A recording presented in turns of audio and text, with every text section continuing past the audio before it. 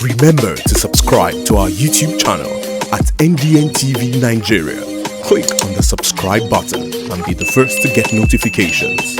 More interest groups in the Niger Delta are reacting to the Muslim ticket produced by Nigeria's ruling party, the All Progressives Congress APC, in readiness to contest the 2023 presidential elections.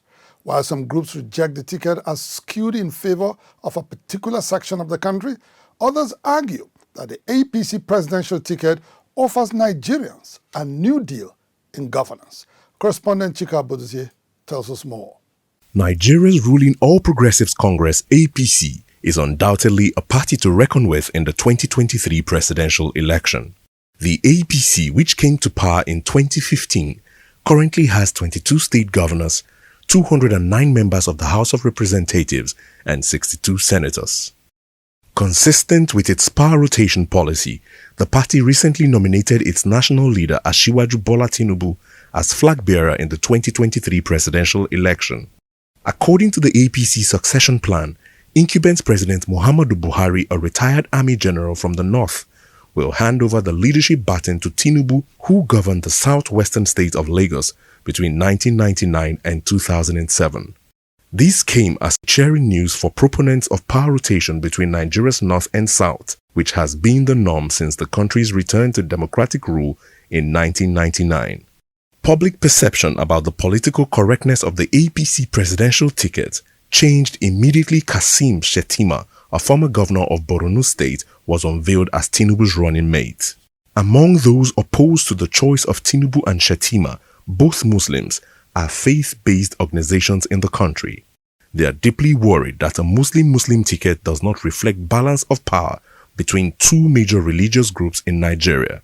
Apostle Eugene Nwogu, a former chairman of the Pentecostal Fellowship of Nigeria in Rivers State, says it sends a wrong signal about the peaceful coexistence of the country. We have witnessed the worst attack in the Christian faith that have sent fear, suspicion to the present administration, and to give birth to a Muslim ticket is a frightening signal. Whether it is for good or for bad, Nigeria does not need that kind of signal at this present frightening situation, and therefore I will employ everybody, no matter the trick that has been employed to make it sellable. It is unsellable. The emotional outburst greeting the same faith presidential ticket of the APC is a function of identity politics, which has divided sections of the country along ethnic and religious lines, jostling for political dominance since independence in 1960.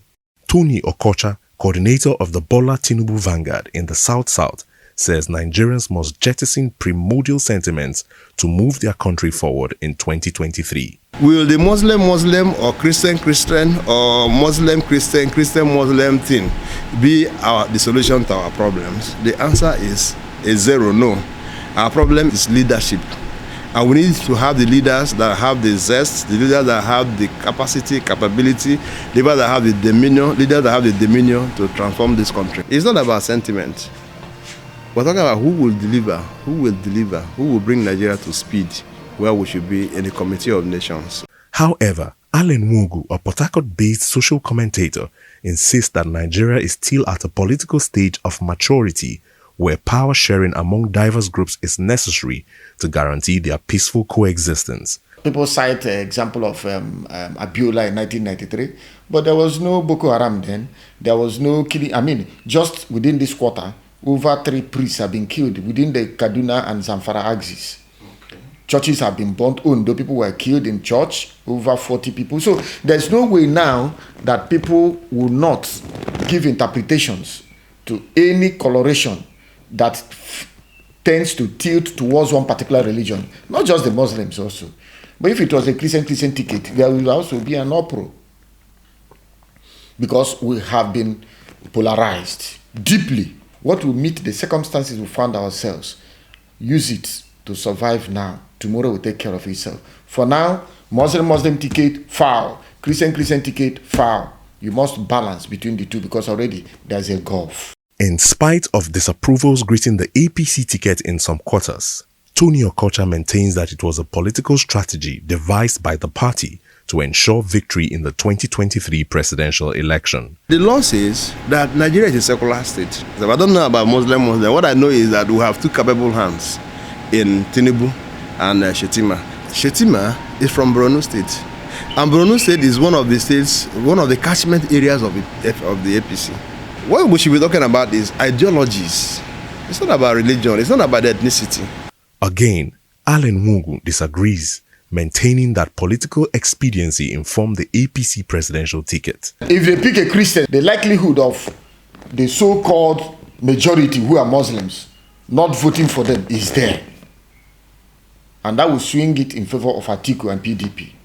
So out of expediency, I tell you that if it was the other way around, they wouldn't have gone for a Muslim ticket.